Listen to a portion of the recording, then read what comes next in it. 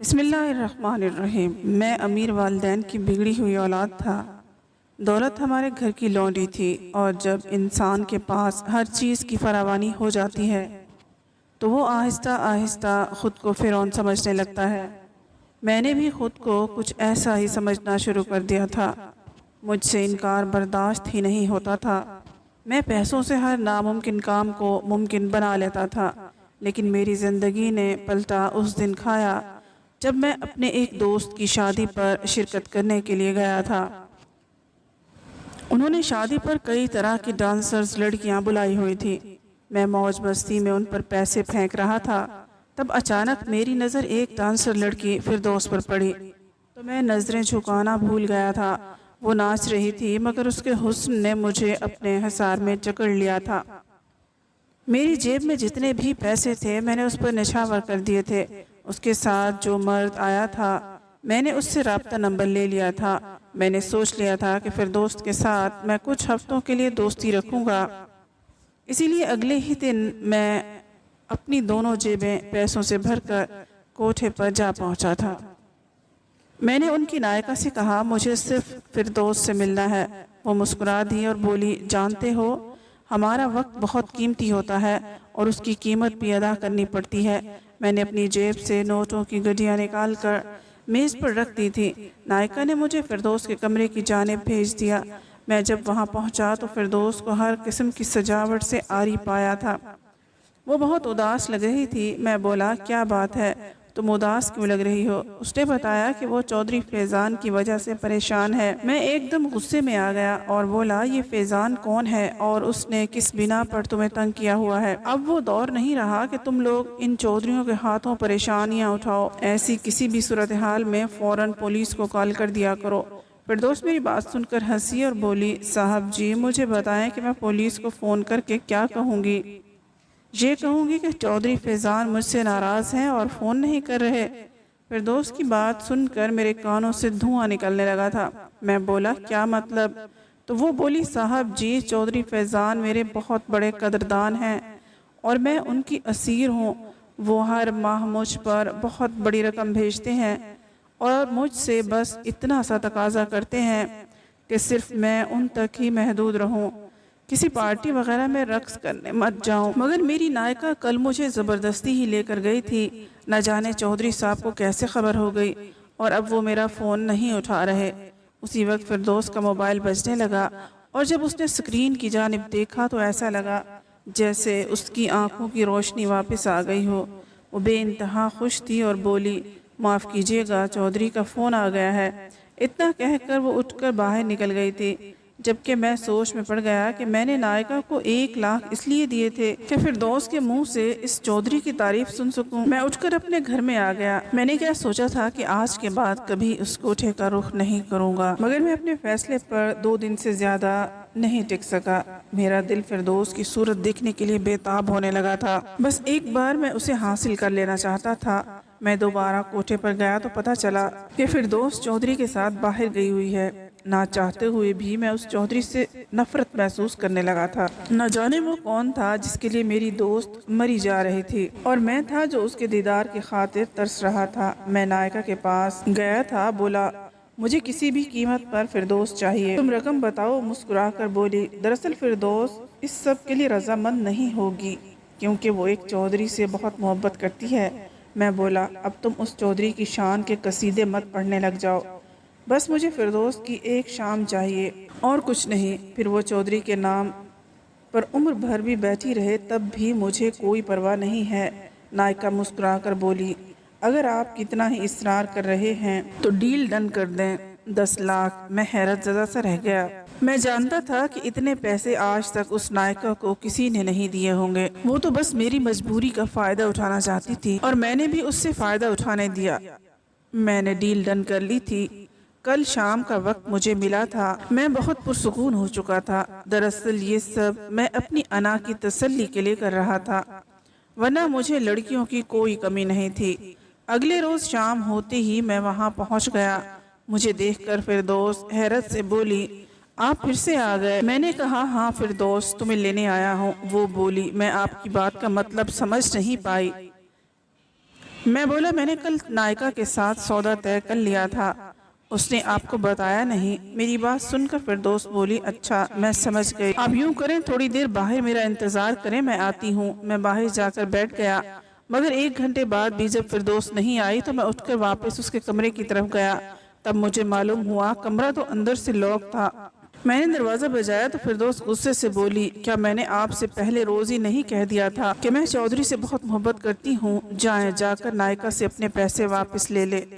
मैं दंग रह गया था कि वो कैसी अजीब सी फिल्मी बातें कर रही थी। मुझे आज तक किसी लड़की की तरफ से इस कदर मज़ाहमत का सामना नहीं करना पड़ा था। मैं गुस्से में कोठे की बाहर निकल गया था। मेरा जी चाहा था कि मैं सब कुछ फना कर दूं। मैंने सोच लिया था कि अब तो मैं हर हाल में फिरदौस को हासिल करके ही रहूंगा। पहले वो मेरी ख्वाहिश थी, मगर अब जिद बन चुकी थी। मैं बस मुनासिब मौका की तलाश में था। मैं कहाँ जानता था कि ये मौका मुझे इस कदर जल्दी मिल जाएगा। दूसरे दिन मैं शॉपिंग मॉल में था जब मेरी नज़र फिरदौस पर पड़ी। उसने खुद को मुकम्मल तौर पर छुपा रखा था और स्याह बुर्का भी पहन रखा था, मगर फिर भी मैंने उसको पहचान ही लिया था। मैंने अपने ड्राइवर से कहा कि जैसे ही ये नकाब पोश लड़की बाहर आए तो उससे कहना चौधरी फैज़ान का एक्सीडेंट हो गया है और आपको बुला रहा है। जब वो गाड़ी में बैठ जाए तो उसे मेरे फार्म हाउस ले जाना। उस वक्त किस्मत ने मेरा बहुत साथ दिया। 2 घंटे बाद मेरे ड्राइवर का फ़ोन आया था। वो कहने लगा, आपका काम हो गया है। मैं बेइंतहा खुश था। मैं फतेयाब होकर वहाँ पहुँचा तो देखकर हैरान रह गया कि फिरदौस ने रो रो कर अपना बुरा हाल कर लिया था। मुझे देखते ही मेरी तरफ भाग कर आई और बोली, मेरा फैज़ान किधर है? वो ठीक तो है ना? मैं हंसकर बोला, फिरदौस, बात दरअसल ये है कि कल तुमने मुझे धोखा दिया था और आज मैंने तुम्हें धोखा दिया है। तुम्हारा चौधरी बिल्कुल ठीक ठाक है। मैंने तो तुम्हें सिर्फ इसलिए यहाँ रखा हुआ है ताकि मैं अपने 10 लाख वसूल कर सकूं। अब तुम मेरे फार्म हाउस में मौजूद हो, मेरी मेहमान हो। फिरदौस गुस्से से चिल्लाने लगी थी। वो बोली, घटिया इंसान, मुझे तुमसे ये उम्मीद नहीं थी। मगर मेरी एक बात कान खोल कर सुन लो, तुम मेरे साथ ऐसा नहीं कर सकते। मैं इंसान हूँ, कोई जानवर नहीं हूँ जो तुम मेरी मर्जी के खिलाफ मुझे हासिल कर लोगे। मैं कहकर लगाकर हंसने लगा और बोला, अपने इर्द गिर्द नज़र दौड़ाओ, देखो तो सही इस वक्त कौन है जो तुम्हें मुझसे बचाएगा। मेरी बात सुनकर फिरदौस रोने लगी। वो अचानक उठकर एक कमरे की जानिब दौड़ गई थी। मेरे देखते ही देखते उसने कमरे को अंदर से लॉक कर लिया था। मैं हक्का बक्का रह गया था कि उसने ये क्या किया है। मेरे पास उस कमरे की मास्टर चाबी भी थी, लेकिन फिर भी मैंने उसे जाने दिया और सोचा कि एक रात के लिए उसे यहीं पर बंद रहने देता हूँ, ताकि उसे महसूस हो जाए कि वो कितनी बड़ी मुसीबत में फंस चुकी है और मेरे अलावा उसका कोई नहीं है, तो शायद वो खुद ही मुम हो जाए। ये सब सोचकर मैं आराम से जाकर अपने कमरे में सो गया था। सुबह सवेरे ही मैंने मास्टर चाबी से दरवाज़ा खोल दिया था। फिर दोस्त मुझे देखकर रोने लगी थी। मैं बोला, मेरी बात को गौर से सुन लो। तुम मेरे घर में मौजूद हो, इस बात का किसी को पता नहीं कि तुम यहाँ पर हो, क्योंकि मुझे तुम्हारे इलाके में कोई नहीं जानता और ना ही ये किसी को मालूम है कि मैं तुम्हें अगवा करके लाया हूँ। अब तुम बिल्कुल बेबस हो चुकी हो। बेहतर यही है कि तुम खुद को मुझे सौंप दो। फिर दोस्त ने अपने आंसू साफ कर लिए और बोली, अच्छा अगर ऐसी ही बात है तो तुम जब तक मुझसे निकाह नहीं कर लेते मैं तुम्हें नहीं अपनाऊंगी। मैंने सोचा क्यों ना मैं सच में फिरदौस के साथ शादी कर लूं, क्योंकि अब मैं उसे आज़ाद नहीं छोड़ सकता था। जाहिर सी बात है वो मेरे खिलाफ पुलिस में रिपोर्ट दर्ज करवा सकती थी। इसलिए मैंने दोपहर तक मौलवी का इंतज़ाम किया और फिरदौस के साथ निकाह कर लिया। लेकिन मुझे महसूस होता था कि उसने मुझे कबूल नहीं किया। वो मुझे नफ़रत भरी निगाहों से ही देखती थी। मैं जब भी उसके पास जाकर बैठता तो वो वहाँ से उठकर चली जाती थी। एक दिन वो मुझसे बोली, तुमने मुझे हासिल तो कर लिया है, लेकिन तुम मेरी रूह को नहीं पा सकोगे। मेरे दिल के अंदर सिर्फ़ और सिर्फ फैज़ान का ही नाम है। अपनी बीवी के मुंह से ऐसे अल्फाज सुनकर मेरा बहुत दिल नाराज़ हो गया था। मैं चाहता था कि मेरी बीवी सिर्फ मेरी हो जाए, इसलिए मैंने उसे कमरे का सामान उठाकर तोड़ना शुरू कर दिया।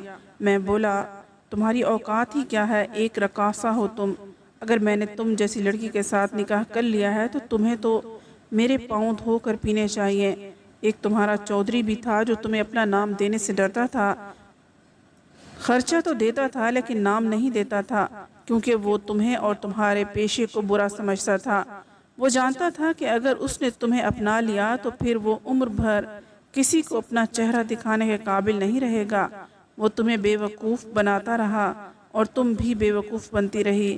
ایک طرف میں ہوں، میں نے تمہیں عزت دی، اپنا نام دیا، مقام دیا، اور تم میرے ساتھ یہ سب کچھ کر رہی ہو۔ ارے میں تو تمہیں دیکھنا بھی پسند نہیں کرتا تھا، بس تم میری ضد بن چکی تھی، اسی لیے میں نے تمہیں حاصل کر لیا۔ اب تم میری طرف سے بھاڑ میں جاؤ۔ میں اتنا کہہ کر گھر سے نکل گیا تھا۔ میں شام تک سڑکوں پر گاڑی دوڑاتا رہا تھا۔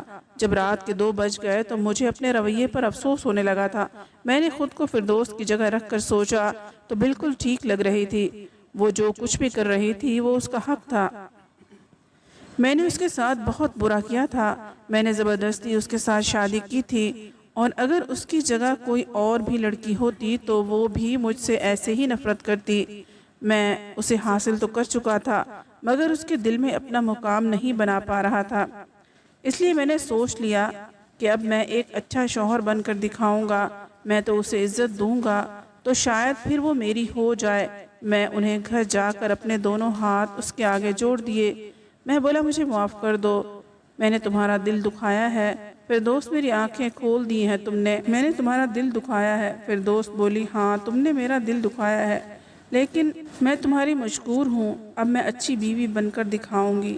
اس دن کے بعد میں فردوس کا بہت خیال رکھتا تھا، وہ بھی میرا خیال رکھنے لگی تھی۔ اسی طرح وقت گزرتا رہا۔ ہماری شادی کو 2 سال گزر گئے تھے۔ ایک دن فردوس نے مجھے خوشخبری سنائی کہ وہ ماں بننے والی ہے۔ خوشی سے میرے پاؤں زمین پر نہیں ٹک رہے تھے۔ میں نے پورے علاقے میں مٹھائی تقسیم کروائی، کیونکہ پورے 2 سال بعد میں باپ بننے جا رہا تھا۔ میں اب فردوس کا پہلے سے بھی زیادہ خیال رکھتا تھا، اسے ہر قسم کی آزادی دے دی تھی۔ میں نے سوچ رکھا تھا کہ ایک بار فردوس بچے کو جنم دے دے، پھر اپنے والدین سے ملوانے کے لیے لے جاؤں گا۔ مگر پھر کچھ ایسا ہوا کہ میری ساری کائنات ہل کر رہ گئی تھی۔ میری بیوی اپنے کمرے میں مردہ حالت میں پائی گئی۔ میرا دل خون کے آنسو رونے لگا تھا۔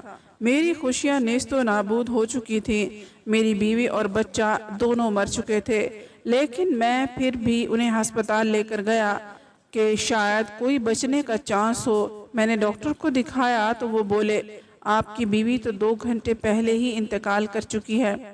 ڈاکٹر نے موت کی وجہ یہ بتائی تھی کہ آپ کی بیوی کو دل کا دورہ پڑا ہے۔ میں تو خواب میں بھی نہیں سوچ سکتا تھا کہ میں جوان بیوی یوں دل کے دورے سے انتقال کر جائے گی۔ میں ہسپتال سے اپنی بیوی کی میت واپس لے کر آ رہا تھا، تبھی ایک انجان آدمی میرے پاس آیا۔ اس نے مجھے کلائی سے پکڑ کر روک لیا تھا۔ مجھے بے انتہا غصہ آیا، میں چپ رہا۔ اس نے اپنی مٹھی میرے ہاتھ پر رکھ دی اور بولا، بھائی صاحب، میت اٹھانے سے کچھ دیر پہلے یہ کپڑا جو میں دے رہا ہوں، اسے اپنی بیوی کی ناک سے لگانا، اور یہ پرچی اس پر جو لکھا ہے اسے اپنی بیوی کے کان میں پڑھ کر پھونکنا، پھر کرشمہ دیکھنا۔ میں حیران رہ گیا تھا کہ یہ کیا ہے، لیکن میں نے وہ پرچی اور کپڑا لے کر اپنی جیب میں رکھ لیا تھا۔ پھر میں اپنی بیوی کی میت اپنے گھر لے آیا تھا۔ میں نے جنازے کا اعلان بھی کروا دیا تھا، اسی لیے میری جان پہچان والے لوگ میرے گھر میں موجود تھے۔ غسل دینے والی عورت نے پھر فردوس کو غسل دے دیا تھا۔ کفن پہنے میری بیوی بہت حسین لگ رہی تھی۔ میں رو رہا تھا۔ مجھے آج علم ہوا تھا کہ مجھے اپنی بیوی سے کس قدر محبت تھی۔ میں چاہتا تھا بس میری بیوی کسی طرح زندہ ہو جائے اور میں اسے یوں قبرستان نہ جانے دوں۔ میت اٹھانے کا شور پڑا تو مجھے اچانک سے اس کپڑے اور پرچی کا خیال آیا جو مجھے ایک انجان آدمی نے پکڑائے تھے۔ میں نے جلدی سے اپنی جیب سے کپڑا نکال کر اپنی بیوی کے ناک سے لگایا اور پرچی نکالی اور کھول کر پڑھنے لگا۔ اس پرچی کو دیکھ کر میرے ہاتھ کانپنے لگے، کیونکہ اس پر لکھا تھا، اٹھو فردوس، تمہارا فیضان آ گیا ہے، وہ تمہیں لینے آیا ہے۔ ابھی میں نے یہ الفاظ ہی کہے تھے کہ فوراً فردوس اٹھ کر بیٹھ گئی تھی۔ جنازے میں شامل سب لوگ ہکا بکا رہ گئے تھے۔ کچھ لوگوں نے تو ان سب کو معجزے کا نام دے دیا تھا اور کچھ لوگ تو خوفزدہ ہو کر بھاگ گئے تھے۔ جب فردوس نے مجھے اپنے سامنے پایا تو وہ ایک دم سے گھبرا گئی تھی۔ میں نے اس کا ہاتھ پکڑا اور اسے کمرے میں لے گیا۔ میں نے کہا، فردوس مجھے بتاؤ یہ سب کیا ہے؟ فردوس پھوٹ پھوٹ کر رونے لگی تھی اور بولی، तुम मेरा दिल खोल कर देख लो, आज भी इस पर फैज़ान का नाम लिखा हुआ है। मैं तुम्हें कभी भी अपने दिल में जगह नहीं दे पाई। मैंने तुमसे कहा था ना, तवाइफें बहुत ज़िद्दी होती हैं, तो बस मैं भी बहुत ज़िद्दी हूँ। मैंने सोच लिया था कि मैं तुम्हारे सामने अच्छाई का नाटक करूँगी और जब तुम्हारा एतमाद हासिल करने के काबिल हो जाऊँगी तो मैं घर से भाग जाऊँगी। अब तो तुम बाहर जाने की इजाज़त भी दे चुके थे। मैंने बाहर किसी दुकान से फैज़ान को फ़ोन करके सारी सूरत हाल से आगाह कर दिया था कि मैं इस कैद से भागना चाहती हूँ और तुम्हारे साथ रहना चाहती हूँ। तब वो बोला, फिरदौस तुम घर से मत भागना, बल्कि जिसने तुम्हें दुख दिया है तुम भी उसे हमेशा के लिए दुख और दर्द दो। उसने मुझे सारी बात समझा दी और बोला कि मैं तुम्हें एक ऐसी दवाई दूंगा जिससे तुम सिर्फ चंद घंटों के लिए बेहोश हो जाओगी, और जिस अस्पताल में तुम्हारा शौहर तुम्हें ले जाएगा मैं वहाँ डॉक्टर को ख़रीद लूँगा जो इस बात की तस्दीक कर देंगे कि तुम मर चुकी हो। तुम्हारा शौहर जब तुम्हें कब्र में उतारेगा तो मैं जाकर तुम्हें निकाल आऊँगा। मैं मुकम्मल तौर पर बेहोश थी, मगर जब तुमने ये रुमाल सूंघाया तो मुझे होश आ गया। मुझे इल्म नहीं था कि ये तुम थे। अगर मुझे इल्म होता कि ये तुम हो तो मैं होश आने पर भी जानबूझकर बेहोश पड़ी रहती, कभी भी ना उठती। मैं ये सब बातें सुनकर हक्का बक्का रह गया। मेरी आंखें आंसुओं से तर हो गई। फिरदौस बोली, तुम मुझे आज़ाद कर दो, मैं कभी भी तुम्हारी नहीं हो सकूंगी। मैंने फिरदौस को तलाक दे दी क्योंकि अब वो मेरे भरोसे के लायक नहीं रही थी। अगर उसने अपनी मौत का ड्रामा किया है तो फिर वो कुछ भी कर सकती थी। वो मुझे रास्ते से हटाने के लिए मार भी सकती थी। मैंने उसे तलाक दे दी तो वो बड़ी खुशी से अपने घर वापस जाने लगी। मैं बोला, मुझे इतना तो बता दो कि तुम्हारे पेट में जो मेरा बच्चा पल रहा है उसका क्या करना है। मेरी बात सुनकर वो हंसने लगी और बोली, मेरे पेट में कोई बच्चा नहीं है। वो तो मैंने तुम्हें पागल बनाने के लिए कहा था ताकि मैं तुम्हारा एतमाद हासिल कर सकूं, और मैं जानबूझकर खुले खुले कपड़े पहनती थी ताकि तुम्हें लगे कि मैं उम्मीद से हूँ। इतना कहकर फिरदौस आगे बढ़ गई और मेरे दिल में हमेशा हमेशा के लिए बहुत बड़ा रोग छोड़ कर गई थी। मैं इतना बड़ा धोखा खाने के बाद बिल्कुल नफसियाती हो चुका था। वो अनजान आदमी जो मुझे अस्पताल में मिला था वो शायद फिरदौस और फैज़ान के इरादे जान गया था और उसने इंसानी हमदर्दी में मेरी मदद की थी। मुझे अब किसी पर भी भरोसा नहीं रहा था। मेरे वालिदैन मेरी वजह से बहुत परेशान थे। उन्होंने मेरा नफसियाती डॉक्टर से इलाज करवाया लेकिन किसी तौर मुझे कोई अफाका नहीं हुआ। फिर अम्मी ने मुझ पर दम करवाया। अल्लाह वाले ने कहा कि अपने बच्चे से कहें 5 वक्त की नमाज पढ़े। जब मैंने नमाज का नाम सुना तो खुद ब खुद मेरा दिल इस जानिब चला आया। मैंने जब वुज़ू किया और अल्लाह ताला के सामने खुद को खड़ा किया तो मैं फूट फूट कर रोने लगा। तो इतना रोया कि कभी भी इतना नहीं रोया था। मैंने अल्लाह ताला के सामने सारे गुनाह रख दिए थे और उससे माफ़ी मांगने लगा था। उस दिन मैं अल्लाह ताला की बड़ाई का कायल हो गया था, क्योंकि अल्लाह ताला को अपने बंदों की हुदूद में रखना आता है। जो अल्लाह ताला की तरफ प्यार से नहीं जाता तब अल्लाह ताला उसकी रस्सी खींच लेता है। मैं जिस तरह की ज़िंदगी गुजार रहा था, शायद मैं सारी ज़िंदगी कभी नमाज ना पढ़ता और अल्लाह ताला की पहचान से दूर रहता। मुझे सुकून सिर्फ अल्लाह ताला के करीब होकर मिला था। तब मैं सोचने लगा था कि हर चीज़ फ़ानी है, बाकी रहने वाली ज़ात सिर्फ अल्लाह ताला की ही है। इंसान जितना मर्जी सफ़र तय कर ले, वापसी तो उसके पास ही जाना है। तो फिर हम क्यों यहाँ वहाँ भटक रहे हैं, खुद अपनी ज़िंदगियों को ख़राब कर रहे हैं। हमें चाहिए कि हम भी अल्लाह ताला की तरफ लौट आएं, इससे पहले कि बहुत देर हो जाए। आज इस बात को कई साल हो गए हैं। मैंने हर गुनाह से सच्ची तौबा कर ली है और मेरे अल्लाह ताला ने मुझे हिदायत दे दी है। मैंने दूसरी शादी कर ली है। अपनी बीवी के साथ बड़े सुकून की ज़िंदगी गुजार रहा हूँ। उम्मीद है आपको आज की कहानी पसंद आई होगी। मज़ीद कहानियों के लिए चैनल को सब्सक्राइब कर लीजिए। वीडियो को लाइक और शेयर ज़रूर करें। अगली वीडियो तक इजाज़त दें। अल्लाह हाफ़िज़।